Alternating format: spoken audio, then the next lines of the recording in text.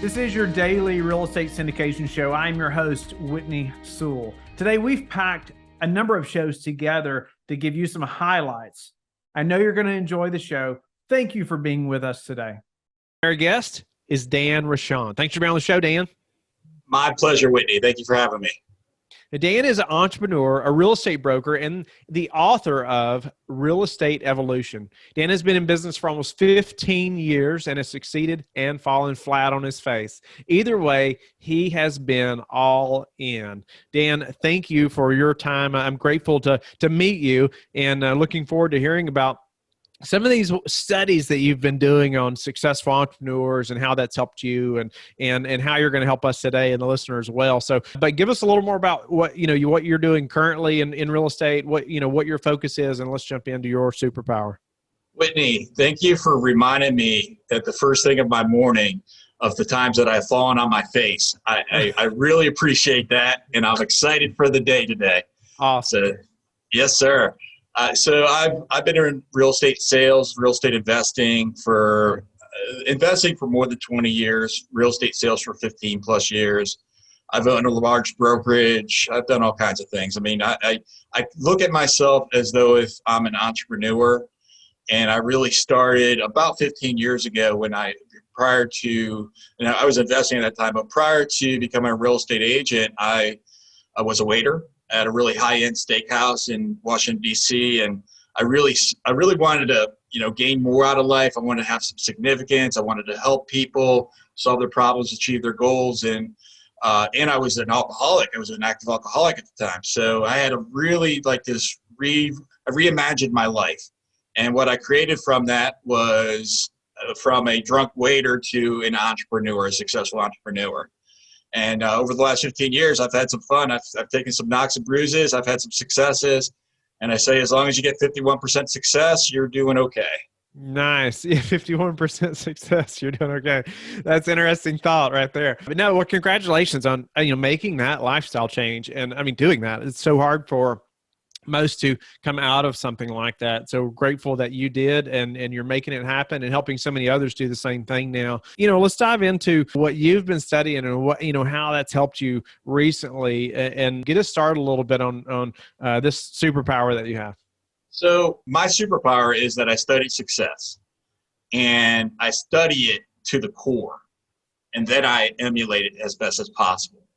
And what I mean by studying to the core is I will look at what is their environment. So first I'll pick somebody that I believe is successful. And the definition of success is every one of us makes it our own definition of success. And so it's my perception of success.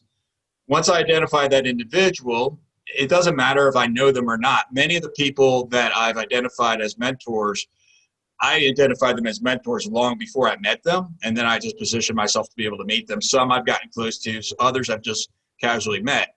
And I'm going to take a look at what do they do on a daily basis? Who do they surround themselves with? What is their physical environment? When they're working, are they standing up? Are they sitting down? Do they drink water? Do they drink Diet Coke? What do they read if they do read? What podcasts do they listen to? And so I want to understand not only what they do, and I believe more importantly, I want to understand who are they being, right? And so the foundation of life is who are you going to choose to be? And then as you understand that and study that and then emulate that, then you do what they do, then you'll have what they have. And that's been the blueprint to what I've done over the last several years.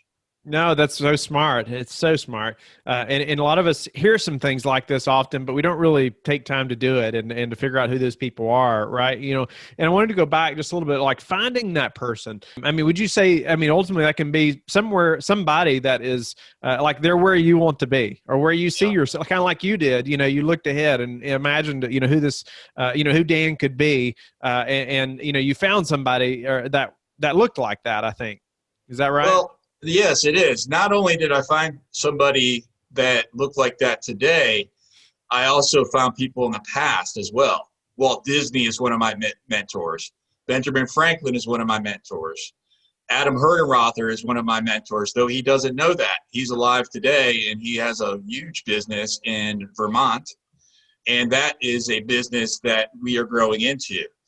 Now, the reality of it is it doesn't matter if these individuals, it doesn't matter what poor qualities that they may have. It doesn't matter who they actually are. What matters is what can I envision them doing? So in the case of Adam, I visited him a couple times, so I actually know what he does. And so that's a little bit easier with Benjamin Franklin and Walt Disney.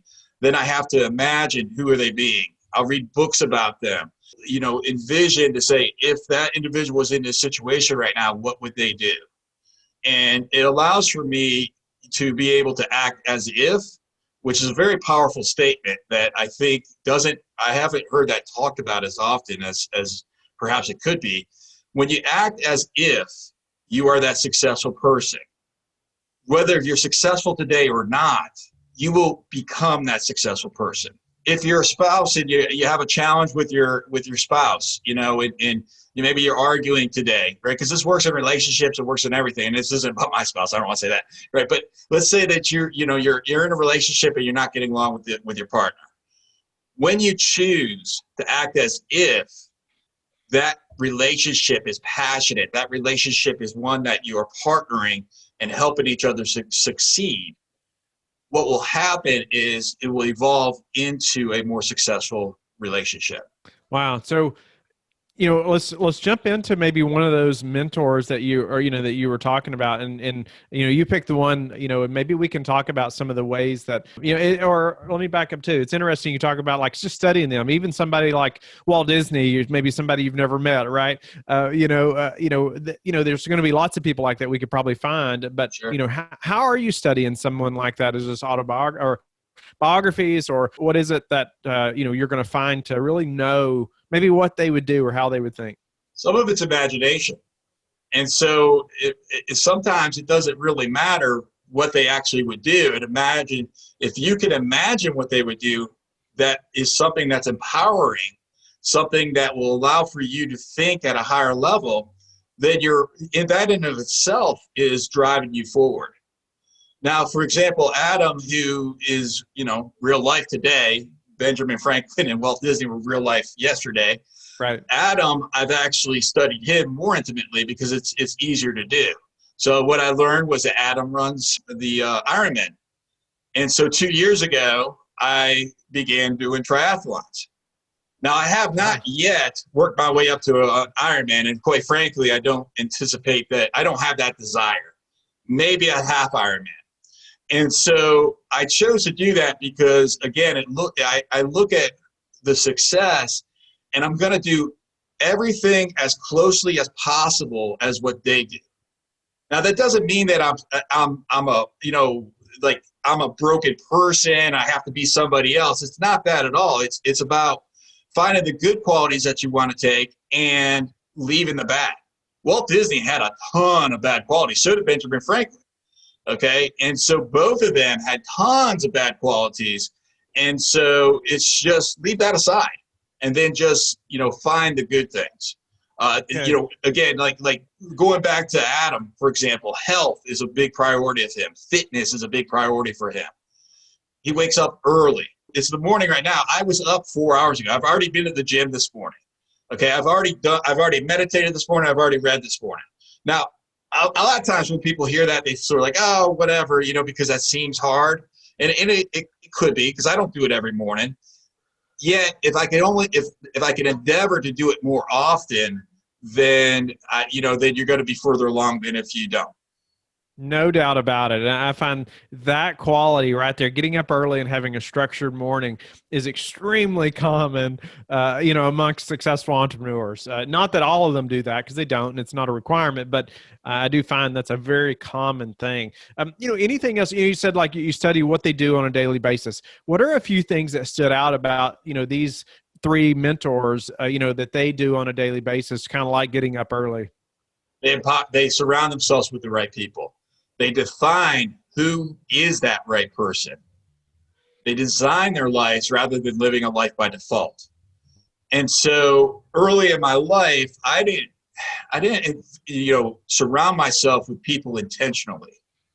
Today, I have a very clear picture in my mind of who I want to be around. And I want to be around people that are going to push me up, that are going to encourage me, that are going to pull me up and allow for me to push them up and pull them up so that we can partner together and benefit from each other's strengths. I'm not looking for somebody that's a copy of me. I'm looking at somebody that can complement me. That may mean that we have 60% of really likeness and 40% where, man, that person, my director of operations, Jolene, oh my goodness, we're in sync where we are thinking the same thought at the same time. And yet there's enough of an overlap that we can dance together. We're in rapport together. And there's enough of a difference where she could do all those things that I hate doing. If I asked her right now to come and talk to you on this show, Whitney, she would probably want to turn around 4 times, barf in a bag outside of her office and say no. Okay, like that's not her skill set. And I would feel the same way if you asked me to put together a profit and loss statement. Now, if you ask me to review that profit and loss statement and take from it, the opportunity to increase profit, I'll do that all day long, right? And so it's just about so one of the things that I've learned that my mentors have done is about being intentional with who you surround yourself with. I think that's a big priority. It's also being intentional about how you program yourself. So I mentioned going to the gym and meditating. Well, there's a strategy there that's called the self-coaching model that says that the programming, which you can have hacks to the programming by the books that you read, everything I'm talking about today, the people you surround yourself with, exercising, meditations, affirmations. And as you program yourself with empowering things, then you're going to have empowering thoughts, which will cause you to then have really empowering feelings, take empowering actions, and have incredible empowering results. And it's in that pattern, and it starts with the programming, because our subconscious is what gets us our goals. The conscious level is the goal setter. The subconscious is the goal getter. And I think that we, as human beings, we don't quite understand that because we live in our conscious sense. And this is some of the things that I've learned from many of my mentors. Are you ready to take the next step in your multifamily investing career? The time has never been better than now. Think Multifamily's Deal Analysis Workshop is a comprehensive live training course that will help increase your skills, knowledge, confidence as an investor before you invest. This workshop is a unique experience that provides hands-on instruction and guidance directly from Mark Kenney, who has completed over 100 multifamily syndications valued at over $1 billion. This course goes beyond theory, as you will be presented with real case studies and practice scenarios to work out in class. By the end of the training, you will have significantly improved your ability to evaluate deals quickly, make informed decisions, and take your investing skills to the next level with confidence. For more information and to register for Think Multifamily's Deal Analysis Workshop, go to thinkmultifamily.com/DAW. Use code Whitney100 to save $100. The Deal Analysis Workshop is designed for both beginner and experienced investors. Whether you are looking for a foundational understanding of how to analyze multifamily investments or looking for fresh insight on how to pivot your analysis method for this current market cycle, this is a workshop you have been looking for. Register today at thinkmultifamily.com/DAW. Use code Whitney100 to save $100. Our guest is Todd Palmer. Thanks for being on the show again, Todd. Whitney, thanks so much for having me back on. Yeah, honored to have you back. Todd shared he received a great response from being on the show before, and I appreciate the listeners being involved and reaching out to guests. If you didn't hear him before, that was show WS 284. Believe it or not, it came out August 1st of 2019. It's hard to believe it's been that long ago. But I encourage you to go back and learn a little more about Todd by listening to that show and looking him up. But Todd is an executive coach. He's a keynote speaker, renowned thought leader, author, and CEO who is committed to helping business owners tackle their obstacles and clear their path to success. Todd is also the author of the #1 international Amazon bestseller, From Suck to Success, a guide for extraordinary entrepreneurship. He specializes in helping leaders join the mission statement of the organization with their personal core values while addressing fears, self-doubts, and imposter syndrome. He's here today to share his story, what he's learned along the way, and his proven framework to helping business owners achieve success. So, Todd, welcome again to the show. I know we're going to cover a few specific things today because you got many things that could help our listeners and myself. But any updates just about anything you're seeing in your line of work, things that entrepreneurs are really struggling with, maybe just in the current market or anything like that before we dive in? Sure. Well, again, thanks so much for having me back on the program. It's always good to see you. And to kind of go with the question that you're asking, the most successful entrepreneurs I've seen in the last 12 to 15 months, we were recording this in April of 2021, are those entrepreneurs who have been able to embrace the suck of COVID, who've been able to recognize and realize that if they're savvy and they're willing to pivot. A lot of people, believe it or not, have been able to pivot into COVID, and their businesses have actually grown exponentially. For example, you're talking about my coaching practice. My coaching practice in the last 12 months has grown 300%. And I got my book done, and I spent more days at home. Now, if you ask my family, that last one can be pros or cons, depending upon the topic, depending upon the homework situation. But it's really been interesting because I lost 6 stages in 3 countries within 2 weeks. My main business model of a client acquisition was to go and speak from stage, to show up in rooms and talk to entrepreneurs and leaders within organizations to help them get unstuck around their itty bitty shitty committee and their mindset issues and their internal struggles with imposter syndrome as well as execution. Lost all those.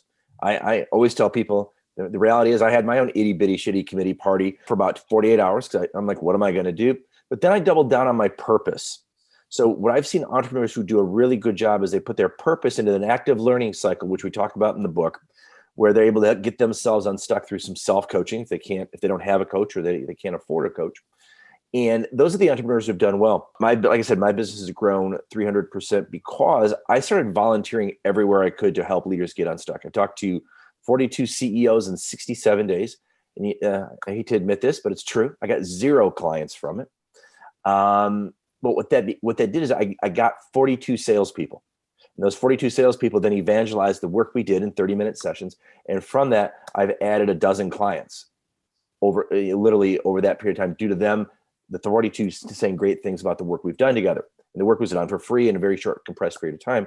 I just worked with a leader last week, for example, who'd been stuck on a topic for 4 years. We got her unstuck in less than 3 hours. So if we show up as leaders, as we show up as entrepreneurs, and we see where we can be of service to others, it may not be exactly like I thought from stage, but my purpose of improving lives, I was able to do that from screen and be there for other people. It's those entrepreneurs who recognize that they can do their jobs, they can provide their services in a multitude of different platforms that I've seen pivot out of these situations most successfully. No, that's incredible. We can learn so much from what you just said. Embracing that, right? I mean, COVID really planted so many entrepreneurs, right? And they just halted, not knowing what to do. But those that have just embraced it and figured out a way, like yourself, 300x, that's incredible. Congratulations, by the way. Oh, thank you very much. It's been joyful. It's been to do purposeful work for me. It really is. It's so rewarding. I worked 12 hours yesterday, and it felt like I only worked 6. It was really enjoyable work helping. I had this leader I was working with, brand new client. She goes, yeah. I said, what do you want to get out of our session today? And she goes, well, I'd like to have a couple of epiphanies. We got through the 4 hours. She's like, oh my gosh, I've unpacked so much. I've had a dozen epiphanies, and now I have a plan. I'm now more excited. Kind of came into the low energy. Now I'm excited to do the work I need to do to continue to grow and her business is doing great. What she wanted to do is create work-life integration to grow herself as a leader, so the business could then continue to ride the wave of her success. So yeah, I've got so many positive stories of people coming out of COVID, and I think it's important to spread that message that it's not just doom and gloom. Yeah. So what are some of the differentiators that have really set you apart, or maybe setting apart other entrepreneurs that you're helping to succeed and push through things like that? Well, one thing I'm mentioning to everybody is there's one common issue with every business, regardless of the niche you serve, regardless of whether you're service-based, manufacturing-based, real estate-based, there's always one issue, and it's always people. It's always people. It comes back to people. When I was $600,000 in debt, 2 months away from running out of all of my money and losing my house back in 2006, it was a people issue. The person was me. We are often the bottlenecks in our businesses as the leaders and as the entrepreneurs and as the CEOs. We're often the bottlenecks in our lives. And often what we think it is, so we say it's a cash issue, for example. Well, as a coach, my job is to drill down and figure out, is it really a cash issue? Or is it really the people who are spending the cash? Is it really the people who didn't go to the bank meeting? Is it really the people who started giving away discounts as compared to fighting for margin? It's 99 out of 100 times it's a people issue. And that other one time, put it more close to acts of God than anything else. I worked with an entrepreneur in the restaurant space. It's a tough space right now during COVID. He had 4,000 square feet in San Francisco, very expensive real estate. He pivoted and he was shut down by the government. He couldn't serve his customers. You do takeout, but no, I don't think anybody wants a $75 takeout steak. There's a very small market that wants that. He pivoted. He got out of that lease. He got into an 800 square foot space. And we're talking. I said, what made you pivot? He's like, well, I want to serve customers with takeout. I'm like, okay, that's all fine and good. But why did you pick this specific area? He's a chef who went into high-end pizza, $40 a pie. And I think it cost like $6 to make. I mean, the margins were off the charts. And he doubled down on his purpose. He doubled down on his why. His why was, I wanted to create a great dating experience for people. And I did that in my restaurant. Now I'm just taking that mindset of creating a great dating experience, taking it and putting it into your home through this high-end piece. He goes, I went from a staff of 28 to a staff of 4. He goes, I did $3 million in pizza sales last year because people were stuck at home. But he had a learner's mindset, a fail forward mindset. He didn't, he decided that COVID was happening for him, not to him. So he spun out of that by looking within to double down on his purpose, which got him unstuck. Definitely comes back to people. No, I mean, learned that a lot, especially over the last couple of years as we've hired and our team has grown and trying to figure out who these people should be. What are their talents? What are their skill sets? What are their personalities? Who are they? Do they fit? Help us think through that a little bit, thinking through who our employees are, so we can grow, right? We can scale. Everybody wants to scale. Everybody says, probably one of their biggest problems, right? Or things that they want to scale. Well, there's so many things behind that, right? And you've talked about numerous of those, but how do we do that? How do we work with those employees? How do we know who they are? And maybe, you've helped numerous people probably with that. What are some keys that you've seen? Sure. So just to kind of create context for what I'm going to share is I ran a recruiting service for 23 years. We got $600,000 in debt and onto the Inc. 5000 6 times by making a pivot around the human capital space. So I have a little bit of experience for the listener. You break it into 2 sections. You've got the challenge in acquiring people, locating people, recruiting people. So the current marketplace conditions as we sit here in April of 2021 is the unemployment rate is at 6%. The country is considered at full employment when it reaches 4%. Goldman Sachs put out a report 2 weeks ago where they indicated that by December of 2021, we'll be at 3.2%. So we will be at full employment by those benchmarks. It gets better, but it gets worse. The second piece of that is millennials have the highest employment sector of any category measured at 11.2%. So that for those people who are maybe in a space where we've got a retiring workforce, either Gen X's or baby boomers who are leaving, thinking millennials are going to be coming in, that's not going to happen. Millennials work differently. They see the world differently, and a lot of them currently aren't working. Then you throw on the labor participation rate, which is at a 52-year low. So 52 years ago, and I'm 52, so before I was born, there were more people working than there are today per capita. Taking all that into consideration, what you have to do is you have to be unique in how you recruit, and the number one source for your next great employee is your current great employee. So if you're putting money out there, for example, for Indeed ads and Zip Recruiter ads, have you considered offering an incentive to your employees to refer their friends that they want to work with? Now, people say, well, if I've got a terrible employee, do I really want his or her terrible friends? Well, of course not. But if you have a rock star employee, rock stars hang out with other rock stars, just like great doctors golf with other great doctors, et cetera, et cetera. Go to those people. Look at how you can attract talent that way. And you do that by being an employer of choice. That's the key. That's the secret formula. Why should someone work for you? They have a lot of choices right now. So when we say, why should someone work for you? What are your core values? And do you live by them? And here's how you know if you live by your core values. Are you willing to hire and fire by them? Have you created a culture of psychological safety? Google's done a lot of work around this. Do your employees feel seen, heard, and known? Psychological safety.